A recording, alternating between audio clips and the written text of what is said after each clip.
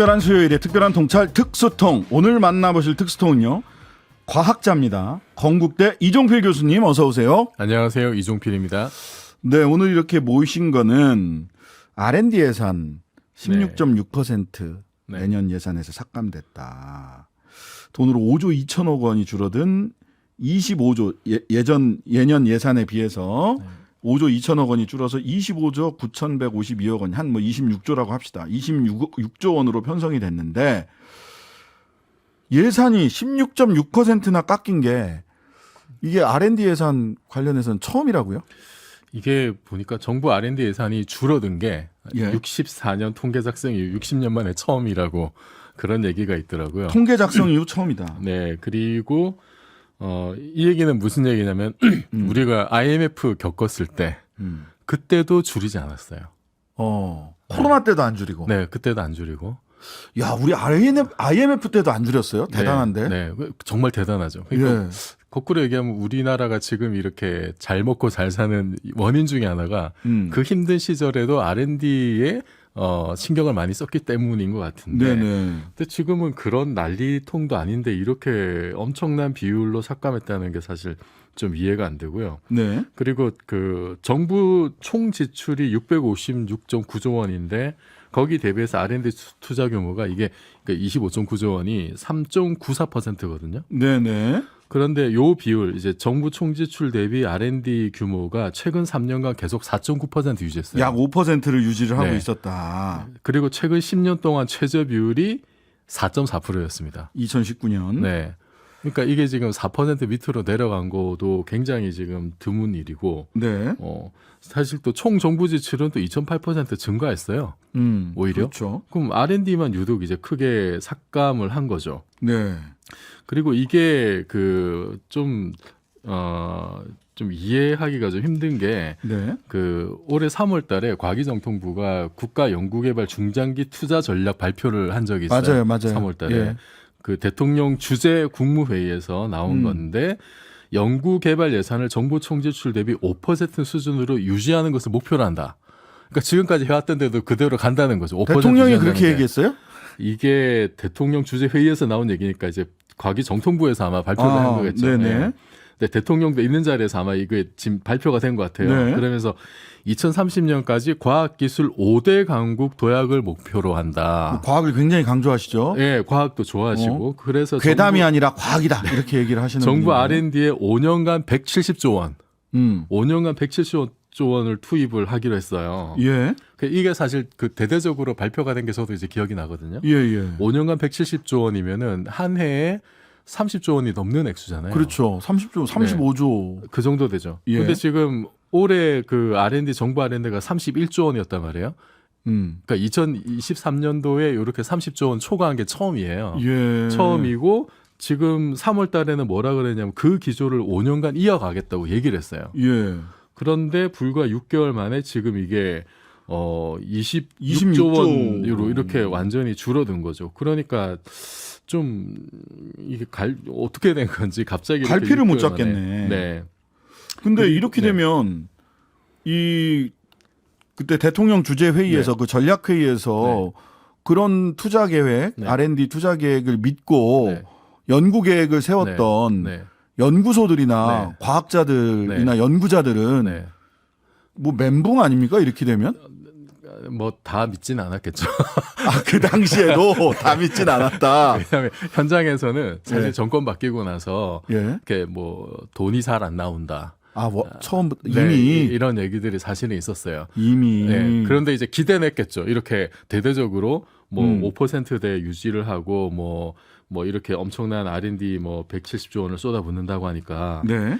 그 사실 이게 그 5.2조 원이 감소한 건데 액수로 보자면 네. 제가 이제 찾아보니까 네. 그 정부 밖에서 법인세 인하에 따른 세수 감소가 연평균 4.1조 원이고요. 네. 종부세 인하에 따른 세수 감소원이 연평균 1.1조 원 정도 된대요. 두 개 합치니까 합치면 딱 5.2조 원이 돼요. 합치면 딱 R&D 예산. 네, 합치면 그 정도 돼요. 그러니까 이게 그 저희들 입장에서는 어떤 생각이 드냐면 네. 부자들 지갑을 채워주려고 음. 과학자들의 연구소 연구비를 지금 털어간 게 아니냐 사실 이런 생각이 들 수밖에 없는 거죠. 아, 그렇군요. 그리고 이게 그러면은 정부 R&D 예산이 이제 30조 원대로 회복을 하려면 언제가 돼야 되냐? 2027년까지 돼야 되는데 네. 아, 이것도 사실은 지금 장담할 수 없는 거죠. 자, 근데 이런 비판 R&D 예산이 16.6% 네. 그가 이렇게 5.2조가 네. 빠졌다. 이런 비판이 있어서 그랬는지 젊은 과학자 지원 예산은 네. 5,348억 원에서 7,581억 원으로 41.8% 네. 높였다. 네, 네, 그래서 네, 젊은 네. 과학자들에게 훨씬 더 많은 기회를 준다라고 네. 과기정통부에서 보도 자료를 냈습니다. 네, 발표가 나왔더라고요. 이거 예. 이거 자체로는 굉장히 바람직한 일이죠. 근데 사실. 이거는 네. 별도의 예산에서 한다는 거예요? 아니면 5.2조 안에 이게 들어가 있다는 거예요? 아마 그 안에 있는 것 같아요. 그러면은 네. 안 젊은 과학자들은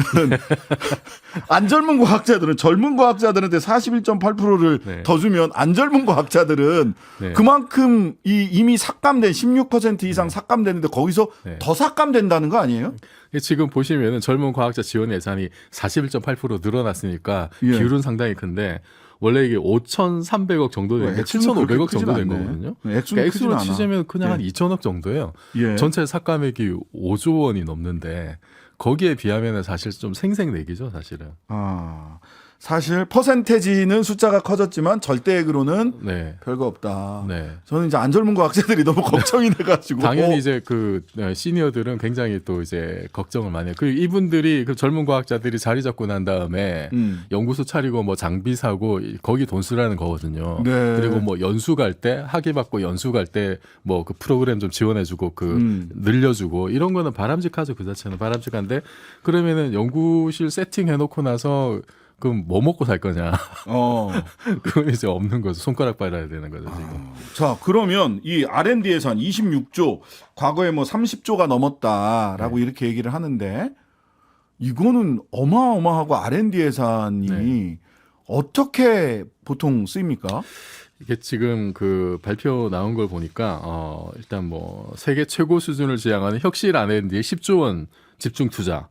여기 뭐 안에 들어가는 거 보면은 이제 글로벌 R&D 및 인재 양성에 뭐 2.8조 원, 미래 전략 기술, 첨단 바이오나 양자나 우주나 차세대 원자력, 뭐 반도체 2차 전지 이런 데 이제 쭉 들어가는 게 뭐 한 10조 원 정도 되고요. 뭐 그럴 듯합니다. 네, 그다음 뭐 듣기에는. 필수 R&D 항목에 8조 7천억인데 여기 포함되는 게 국방 R&D가 있고 공공 R&D, 뭐 탄소 중립도 한 2조 정도 있고요. 네. 뭐 첨단 기술 창업이나 뭐 사업화도 있고. 그리고 그 7대 핵심 분야라고 있는데 여기에 들어가는 게 뭐 한 3조 5천억 정도. 네. 그러니까 예전부터 이제 12대 국가 전략 기술이라고 하는 게 있는데 그 네네. 중에서 7개. 뭐 첨단 바이오, 인공지능, 사이버 보안, 양자 기술, 반도체, 2차 전지, 우주 뭐 이런 쪽에 뭐 좀 더 많이 이렇게 증액을 해주겠다. 선택과 집중을 해서 네. 미래 먹거리가 될 만한 것에 집중적으로 돈 지원하겠다. 네, 뭐 이런 취지로 네, 보여요. 뭔가 이제 결과가 이렇게 잘 나오는. 예. 근데 사실 이게 그 정부나 공공 R&D가 해야 될 일은 지금 방금 말씀드린 항목들은 기업들도 사실 돈벌이 때문에 잘할 수 있는 거라고 저는 생각합니다. 네네. 근데 오히려 이제 정부가 해야 될 일은 이렇게 그 당장의 어떤 그 가시적인 성과가 없더라도 네. 오랜 기간에 걸쳐서 할 만한 가치가 있는 일들을 발굴을 하고 거기에 지원을 해주는 게 오히려 맞지 않는가. 왜냐하면 거기는 정부나 공공이 지원해주지 않으면 다 망하거든요. 기초과학. 네.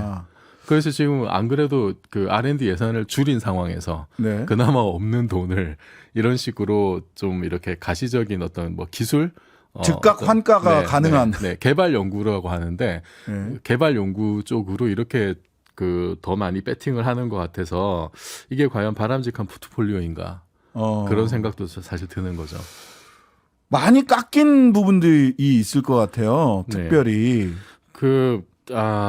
일단 뭐 지금 국가과학기술연구원 산하에 정출연이 25개가 있는데 거기 주요 사업비가 평균 25.2% 삭감이 됐어요. 정부 출연 연구기관이라는 얘기죠. 네. 정출연 여기 주요 사업비가 뭐냐면 직접적으로 이렇게 연구에 쓰는 장비비나 뭐 이런 거거든요, 사실은. 네네. 직접 연구와 직결되는. 그 다음에 다른 뭐 경상적인 운영비 다 합쳐서 전체 예산이 10.8% 감소가 됐어요. 네. 근데 어쨌든 그 주요 사업비 직접적으로 연구와 관계 있는 예산이 25.2% 삭감된 거는 이게 뭐 액수로 한 3천억 정도 되는데 네. 이게 사실 치명적이죠. 이게 치명적이고 그 평균 25%인데 뭐 보니까 생명공학연구원이나 생산기술연구원이 28.6% 최대고 한국 원자력연구원은 13.8%로 최저더라고요. 최저. 네, 이거 이런 거 봐서도 아 역시 현 정부는 되게 원전 친화적인가 이런 생각이 좀 아무리 들긴 친화적이라도 13.8%가 삭감되는 것을 막지는 못했다. 한국 원자력연구원도. 하고. 그다음에 그 기초과학연구원이라고 있는데 여기는 보니까 여기도 이제 비슷하게 뭐 운영비는 한 10% 내외 삭감이 되고 장비비가 또 한 25%. 아이고야. 이러면 이제 큰 장비 운영하는 데는 사실 타격이 크죠. 이 우리가 그렇게 네. 자랑했던 네. 누리호 뭐 등등등 네. 항공우주연구원은 22.8% 네, 항우연도 삭감됐네요. 22.8% 삭감됐습니다. 그러지 않아도 항우연 연구원들이 타 연구기 정부 출연 네. 연구기관에 비해서 초임이나 뭐 이런 게 네. 매우 낮은 수준이라고 해서 네. 다른 연구원이랑 항우련이 같이 합격을 하면 다른 연구원으로 딴 데로 간다. 가려고 했어요. 그때 뭐 누리호 발사 성공하고 나서 그 내부에서 얘기들이 네, 많이 나서 네. 처우 개선해달라고 너무 네. 열악하다고. 그래서 뭐 대통령이 네. 막 엄청 칭찬하고 거기 투자하겠다라고 했는데 22.8% 삭감됐어요. 네. 그리고 야. 뭐 카이스트 등 이제 그 과학기술원 4개가 있는데 거기도 10%대 삭감이 돼 있고요. 그다음에 연구재단에서 사실 그 뭐 대학 교수들이나 이런 사람들이 이제 연구비를 받는데 그렇죠. 프로젝트 네, 내고 네, 뭐 이렇게 네. 해서 거기 전체 예산이 이제 한 9.7조 원 되는데 이공 분야 기초 연구 지원이 2.6조 원 정도 되거든요. 올해 네. 3월 기준으로. 요게 사실은 그 지난 문재인 정부 시절에 기초 연구 예산이 대략 한 1.5조 정도 됐던 걸로 제가 알고 있는데 예. 거기서 이제 과학계가 계속 요구해 가지고 꾸준히 올렸어요. 예. 꾸준히 올려서 2조 원을 넘어서 올해는 이제 2.6조 원이 됐는데 이것도 사실은 지금 이 뭐 예산 발표나기 전부터 그 새 정부로 바뀌면서 요 예산이 그 증가액이 굉장히 줄어들었어요.